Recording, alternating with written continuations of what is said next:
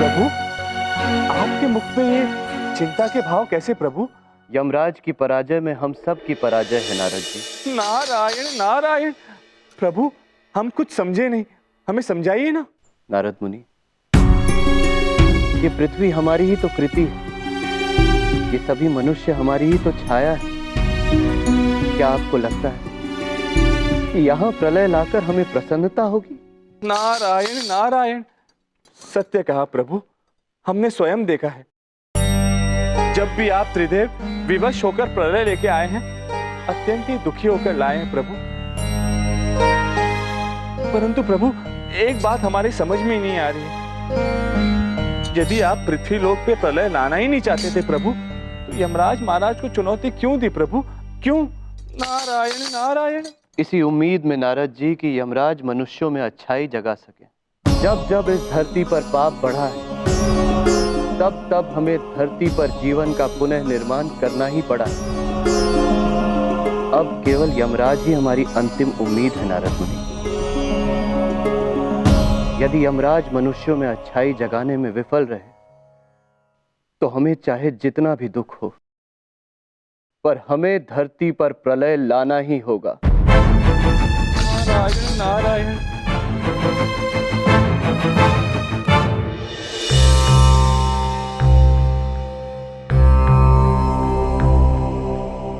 बिंदिया बहन, ये क्या किया आपने? ये मूर्ति आप वापस क्यों ले आई हैं? भैया, हमें माफ कर दीजिए, लेकिन इसके पीछे दो कारण हैं। पहला है कि हम बहुत ही डर गए थे। हमें लगा कि मंदिर में हमें कोई मूर्ति रखते हुए देखेगा तो चोर समझेगा। और दूसरा कि भैया, अगर ये मूर्ति किसी गलत हाथ में चली गई तो? बिंदिया बहन, आप पूरे विश्वास के साथ कह सकती है केवल यही दो वजह थी आपकी मूर्ति वापस लाने की?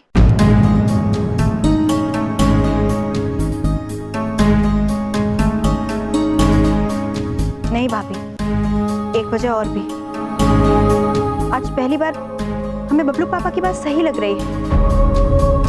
इस मूर्ति में हमें हमारे परिवार का और आप सबका भविष्य नजर आ रहा है।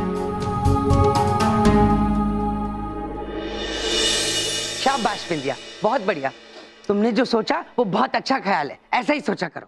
ऐसी बातें मत कीजिए बबलू पापा। किसी और की मूर्ति अपने पास रखने से अनर्थ हो जाएगा। क्या अनर्थ अनर्थ अनर्थ? हाँ, क्या अनर्थ लगा रखी है? मेरी बात समझने की कोशिश करो। करोड़पति होने के लिए एक आदमी सारी जिंदगी तरस जाता है। किंतु बबलू पापा, आपको तो माते ने समझाया था। आप ये ऐसे करने से बबलू पर कितना बुरा असर पड़ सकता है। बबलू, तू अंदर जा और कुछ देर के लिए, कुछ दिनों के लिए अपने कान बंद करके रख। अंदर जा, अंदर जा।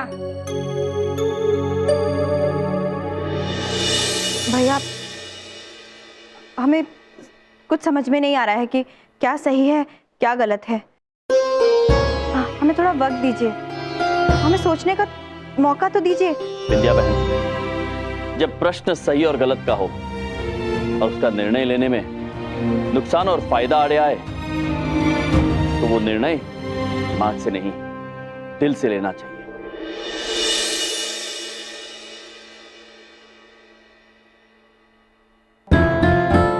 स्वामी, वो टीबी नामक यंत्र देखिए। वो आदमी जो मंदिर में मिला था, वो मूर्ति चोर।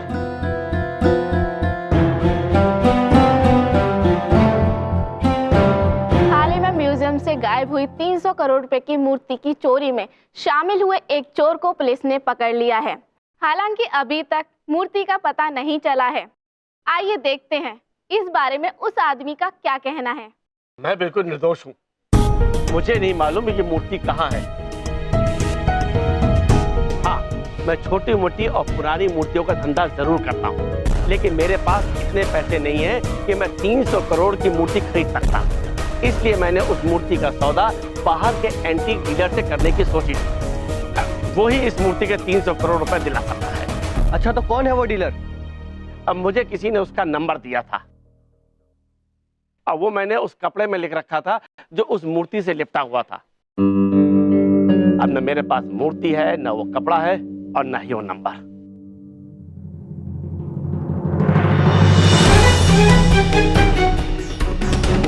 नंबर तो हमारे पास है।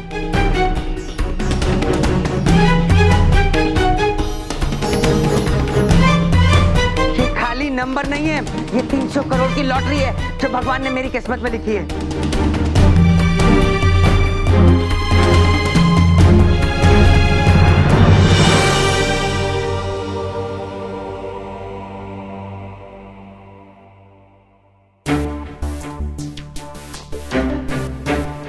स्वामी, हमारे पास अब केवल एक ही दिन बचा है।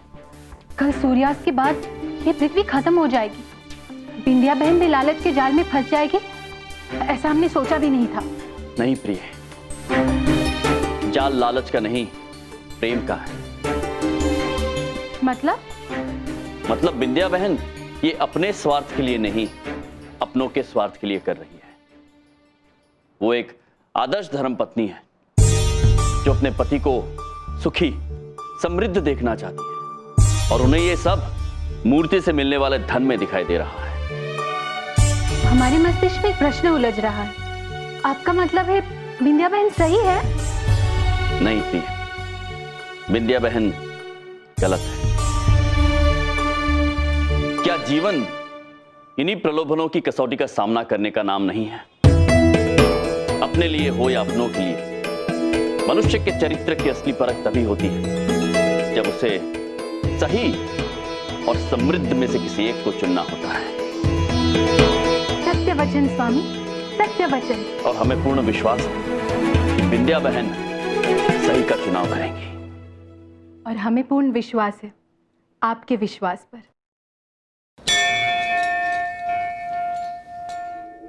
क्या सही है, क्या गलत है, कुछ समझ में नहीं आ रहा है।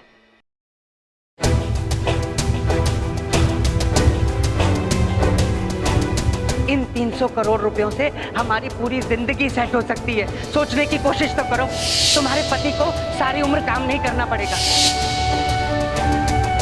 बबलू जिस कॉलेज में जाना चाहेगा, देश के जिस कॉलेज में पढ़ना चाहेगा, वहां जाके पढ़ेगा। विद्या, शिखा की शादी हम इतने बड़े घर में कर सकते हैं जिसके दरवाजे पर हम पैर रखने की नहीं सोच सकते। अपने लिए नहीं तो अपने बच्चों के लिए सोचो।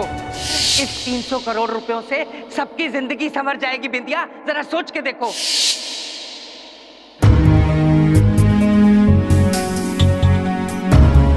वो पापा बिना पूछे किसी और की चीज उठा लाए, वो सही और मैं गलत।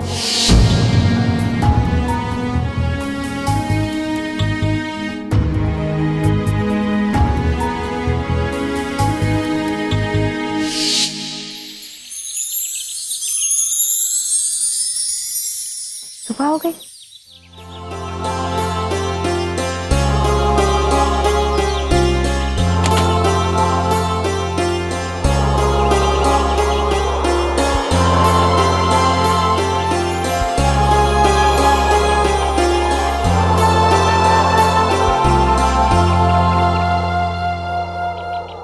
बिंदिया बहन,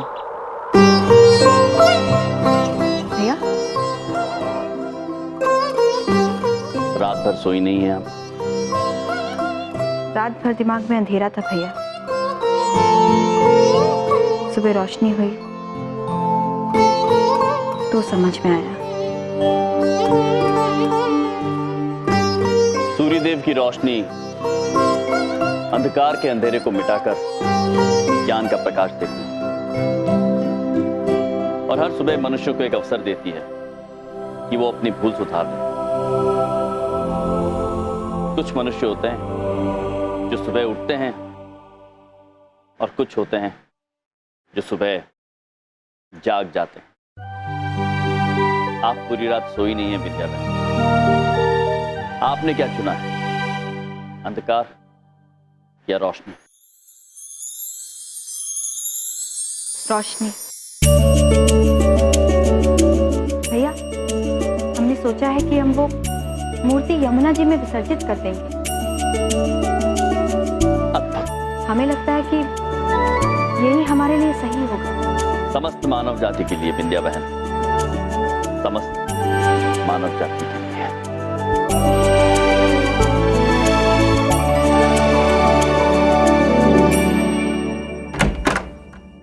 बबलू पापा, कहाँ चले है बबलू पापा? बैग।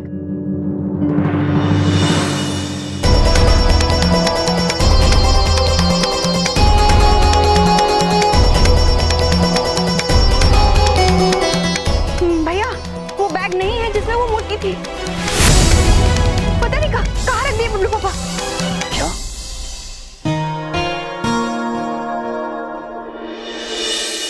सर जी, ये लीजिए, हो गया। मैंने नई सिम डाल दी है और ये रही आपकी पुरानी सिम। थैंक यू जी। सर जी, आईडी प्रूफ तो दे दो। बिना आईडी प्रूफ के नहीं दे सकते हम लोग।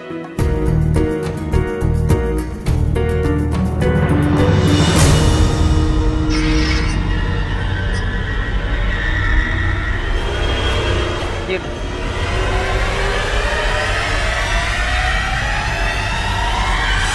सर, ये किसका ड्राइविंग लाइसेंस है?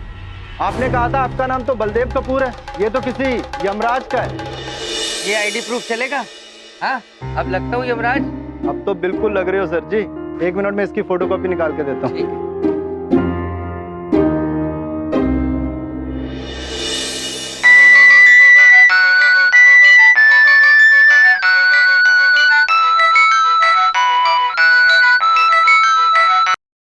हेलो, कौन बोल रहा है? मैं वो बोल रहा हूँ जिसके पास त्रिदेव की 300 करोड़ की मूर्ति है, और तुम वो बोल रहे हो जिसको ये मूर्ति खरीदनी है। Wrong number. हेलो हेलो, ये तो पपट हो गया। 600 रुपए सिम लेने में ठुक गए, और ये विश्वास का तो जमाना ही नहीं है। सिम लिया नहीं कि मार्केटिंग वालों के फोन आने लगे। हाँ भाई साहब, कोई लोन नहीं चाहिए मुझे, और क्रेडिट कार्ड भी नहीं। 300 करोड़ चाहिए?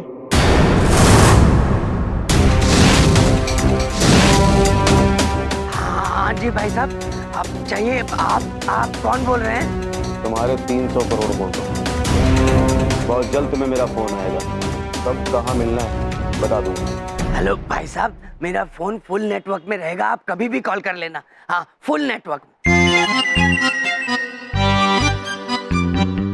साला मैं तो साहब बन गया। उस आदमी का पता चल गया है जिसके पास हमारी मूर्ति है। वाह जी सर वाह। उस मंदिर के ट्रस्टी से न्यूज में जो नंबर वाली बात कहलवाने का आइडिया था ना आपका, कमाल का था सर।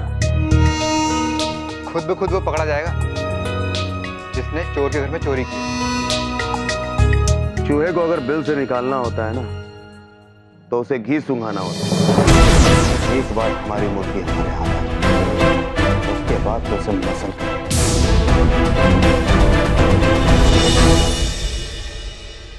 बबलू पापा, हम आपको लेकर अत्यंत चिंतित हैं। कहीं आपको प्रलय के संकेत, प्रलय के संकेत।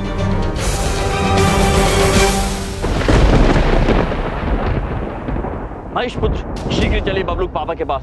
वो अवश्य कोई अनिष्ट कार्य कर रहे हैं। हाँ महेश पुत्र, हमें उन्हें रोकना होगा। चलिए। महाराज, हम चले तो सही, पर चले कहाँ ये तो बताइए। कहाँ जाना ये तो हमें भी नहीं पता है। चित्रगुप्त जी, पता लगाइए कि हमें जाना कहाँ है। प्रभु, कैसे पता लगाए? बबलू पापा का दूरभाष यंत्र भी बंद है। चित्रगुप्त जी, हम वाहन पर बैठ चुके हैं और कहाँ जाना है ये भी नहीं पता है। ये क्या बात हुई? क्षमा कीजिए प्रभु, किंतु आप तो अंतर्यामी हैं, सर्वशक्तिमान हैं। आप अपनी दैविक शक्तियों से पता क्यों नहीं लगा लेते कि बबलू पापा कहाँ है? प्रतीत होता है इसके अतिरिक्त कोई विकल्प नहीं है हमारे पास।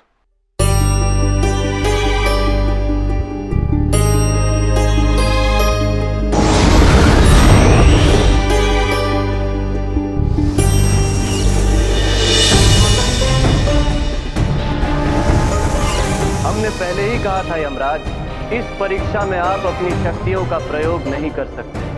आप बलदेव पुत्र को ढूंढिए यमराज, परंतु बिना अपनी शक्तियों का प्रयोग किए, और शीघ्र, क्योंकि प्रलय समीप आ रहा है। क्या हुआ प्रभु?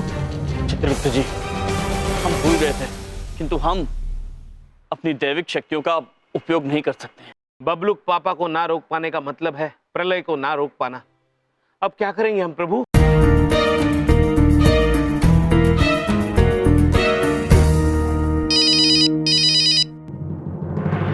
हेलो। हमारे पास फोन से कनेक्ट होने वाला ब्लूटूथ है?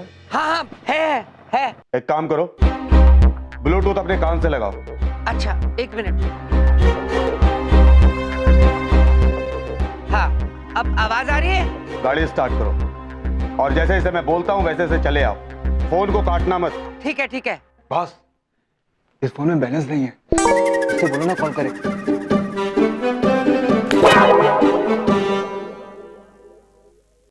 सुनो, एक काम करो, कॉल बैक करो। इस फोन में रिचार्ज नहीं है। हाँ, अभी करता हूँ। हेलो। हाँ, देखिए मैंने 20 रुपए का छोटा रिचार्ज करवा लिया है। और एक बात बताइए, आपके पास पक्का 300 करोड़ रुपए है ना? और दिखाओ इन्हें अपनी गरीबी। हाँ, वो हमारे पास छुट्टे नहीं थे, इसलिए रिचार्ज नहीं करा पाए। अब टॉक टाइम वेस्ट मत करो और मजनू के टीले के पीछे वाले जंगल में मिलो। ठीक है। हाँ।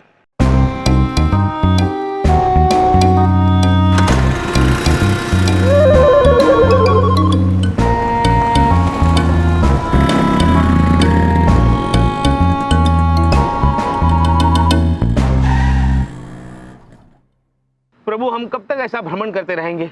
पता नहीं बबलूक पापा कहाँ गए। चित्रगुप्त जी, कोई ना कोई संकेत तो अवश्य मिलेगा। किसी न किसी ने तो बबलूक पापा को आते जाते देखा ही होगा। हाँ, मैंने देखा है।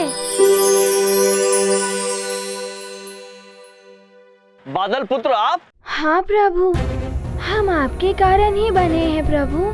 जब आपने यमुना नदी को भाप बनाया था, तब हमारी उत्पत्ति हुई थी।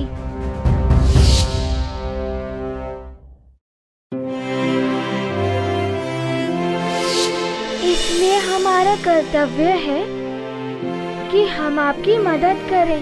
हमने बबलू के पापा को उधर जाते हुए देखा है। आप हमारे पीछे पीछे आइए। चलिए महेश पुत्र, बादल पुत्र का पीछा कीजिए। चलिए।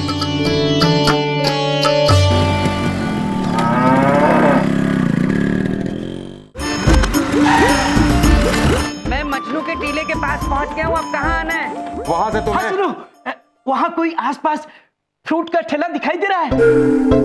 हाँ, है, एक केले वाला है वहाँ। क्या करना है उसका? उस ठेले से 1 किलो केले लेते आ रहा। क्या? केले लेते आओ? कोई केला वाला लेके आने की जरूरत नहीं है। वहां देखो, केले वाले की तरफ से दाहिने से एक रास्ता आ रहा है।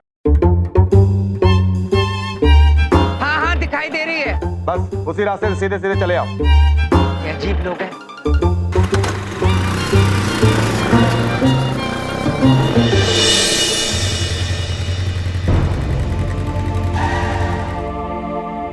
बादल पुत्र, आपको पूरा भरोसा है हम सही दिशा में जा रहे हैं? हाँ प्रभु, हमें वो ऊपर से साफ दिखाई दे रहे हैं। आप हमारे पीछे पीछे आते जाइए। ठीक है, चलिए।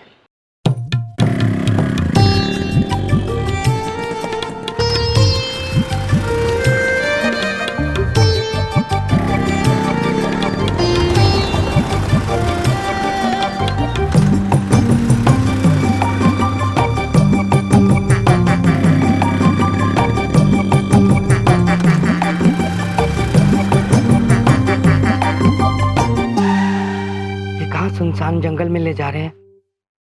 कोई नहीं, सवाल 300 करोड़ का है बलदेव। डर मत, कुछ नहीं होगा। चल।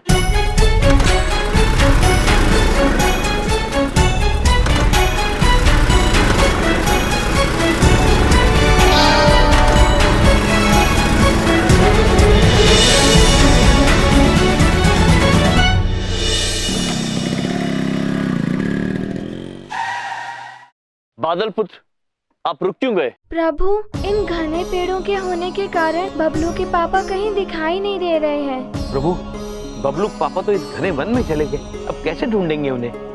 पता नहीं चित्रगुप्त जी, किंतु ढूंढना तो होगा, वरना प्रलय आ जाएगा।